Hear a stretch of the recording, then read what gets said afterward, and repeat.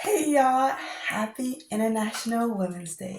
It's your favorite Nikki Reader back for another story time. Don't forget to like, comment, and subscribe so you can always catch these vibes and turn on that post notifications so that you get notified every time there's a figure post. Child, there's a mouthful coming thousands of food, but it's a whole nother story. Speaking of stories, let's going into the story time. Grab your tea, grab your snacks, grab a seat, and let's get into all of that.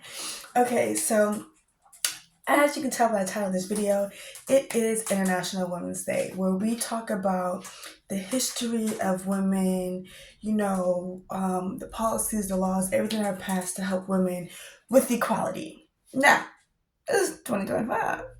Have we actually gotten equality for women?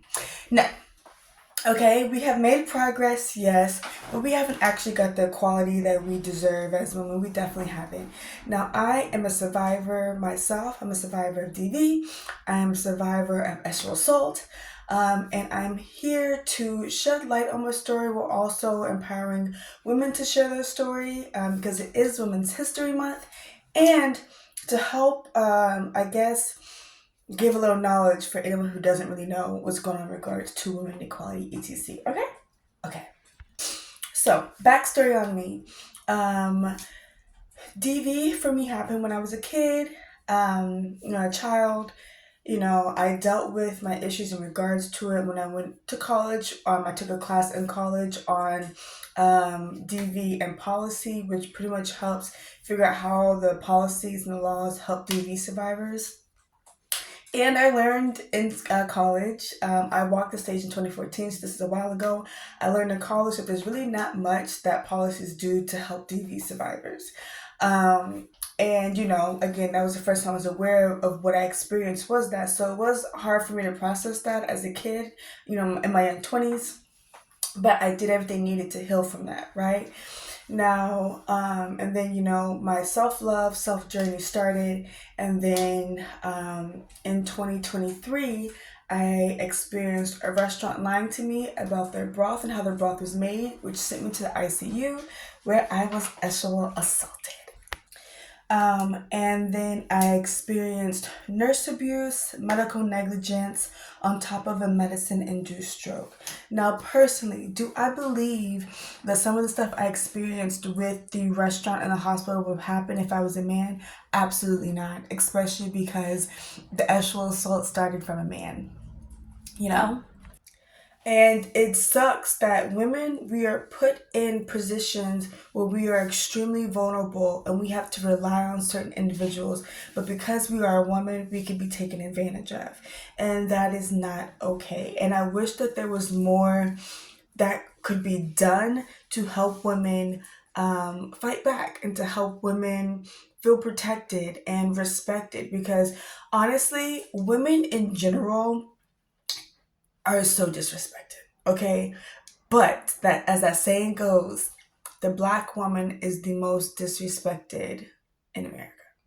Okay, and I don't think that's just in America, but I do believe that the black woman is the most disrespected. And it sucks because then, as a black woman, you have to do so much to protect yourself, defend yourself, stand up for yourself, speak up for yourself.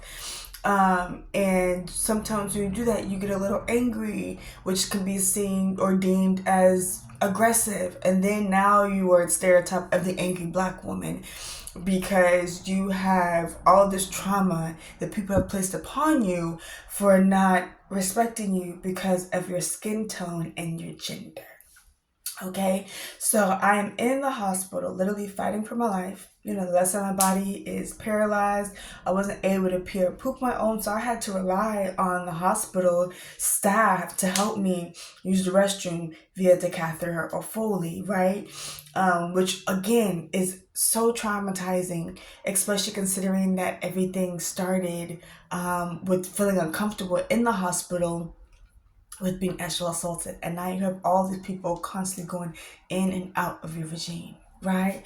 And so you're relying on these people and you're sitting here feeling helpless because the staff is not allowing you to charge your phone because they already knew that they messed up with the alleged medicine-induced stroke.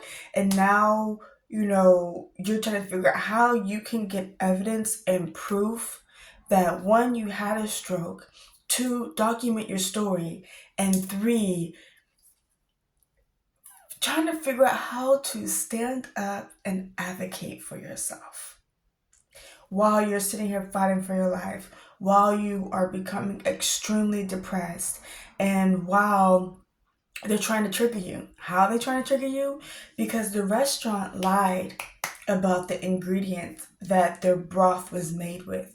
I verbatim asked them directly, is this broth made with X, Y, and Z? They told me no. After consuming it, I found out yes. Obviously, I'm not thinking anything of it, so I go to the hospital. I'm having a very hard time breathing. I end up having to be put on oxygen and given all this medicine to try to reduce the inflammation from my swelling throat and my swelling tongue, and I'm now having to go to the ICU.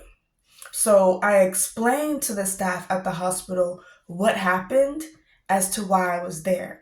One, I would not have been sent to the ICU in the first place if it wasn't for the restaurant. The restaurant is constantly trying to rebuttal, and they are constantly trying to deny any kind of accountability, liability, whatever the correct term is, because of all the nonsense that happened in the hospital. But I would not have been sent to the hospital in the first place or the ICU if it was not for the restaurant. So anything else that happened in there, it doesn't matter. I still wouldn't have been there if it wasn't for the restaurant. One. Two, the medicine that they gave me that did cause me to have a medicine-induced stroke was only given to me because they were trying to help me being able to reduce the inflammation again from the swelling throat and the swelling tongue.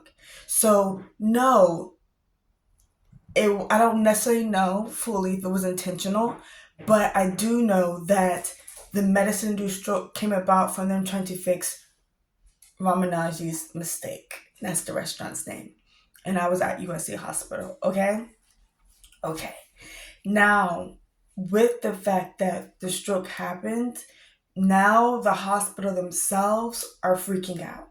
They're freaking out because I was known. I'm a social media influencer, in case you didn't know. I'm a fitness social media influencer, and some of the staff was aware of who I was. Okay, now with that being said, when I explained that I did have this alleged medicine-induced stroke, instantly they started freaking out, which is where the cover-up began to happen, which we'll get to that in a second, because they now know that they took my livelihood away. And that was scary to everybody. So the hospital immediately wanted me out because they didn't want to try to take accountability for the fact that I was already experiencing paralysis on the left side of my body. Now, the exact moment I was fully paralyzed on the left side of my body is when they tried to force me out. And,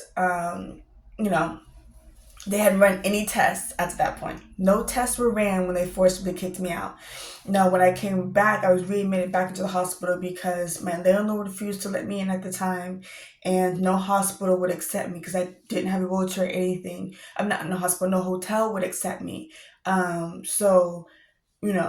We called the fire department. The fire department explained what happened. An ambulance came, and I wanted to go to a different hospital. They said, no, unfortunately, you have to go back to this exact hospital because they're the ones that caused the issue.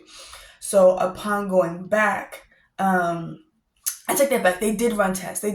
Before I was forced out. But they kept telling me that everything was coming back normal. So when I was readmitted back into the hospital, they refused to actually fully admit me into the hospital because they were scared. So I stayed in the ER for multiple days.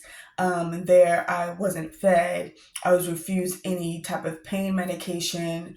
I was extremely abused in the ER. And to the point where, my blood pressure was low, and they refused to acknowledge that and just turn the machine off. And then they tried to force me out of the hospital again without telling me what was wrong. I still to this day don't know what's wrong from the hospital. Okay? So then it went from that to the very nurse that told another nurse to just go turn the low pressure machine off. after they tried to get me, and I had to buy a hotel multiple times, which is unfortunate. I had to prove that I had money when they did this to me. But then she was like, we can't release her because if we do and something happens to her, it's on us. So then at that point, I was allegedly being held hostage because no nursing home would accept me, and they weren't giving me any help. And even though I wasn't cool with my mom had to come in and help me fight and advocate for myself. And then only reason I was able to leave the hospital is if I went home with her. Otherwise, I would still be in the hospital because they were trying to figure exactly where I could go. I wasn't clear to live on my own, and no nursing home would accept me because of my age. So it's intense to have to fight for your rights as a woman and a Black woman, in such a predicament where you're literally fighting for your life. And while you're fighting for your life, you're having to speak up and defend yourself against people who are supposed to be helping take care of you. And because you're feeling frustrated because no one's giving you a correct answer, now they're just ignoring you altogether, and that sucks. That sucks. So I hope that this sheds some light on that. We can do a part two. But I do appreciate you watching this video, and don't forget to like, comment, subscribe, and I'll see you in the next one.